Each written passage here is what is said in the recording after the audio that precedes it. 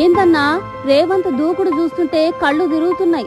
Davos success అతిపెద్ద విజయంగా మన పార్టీలోనే గుసగుసలు వినిపిస్తున్నాయి. ఇక తను సమర్థుడు తెచ్చిండు అంటే మనోళ్ళు అసమర్థులేనా? ఈ మాట నేనే కాదు, తెలంగాణలో ప్రతి ఒక్క పబ్లిక్ అంటుర్రు. అదే కాదు, ఎలక్షన్లలో చెప్పిన 6 పథకాలు ఇస్తూ వాటికి అదనంగా కొత్తగా 4 పథకాలు అనౌన్స్ చేసిండు. చెయ్యడమేంటే పిచ్చి ముఖమా? ఇలా రిపబ్లిక్ డే నాడు చెప్పాడా? మర్నాడు సాయంత్రం డబ్బులు జనాల చేతుల్లోకి వెళ్ళిపోతేను.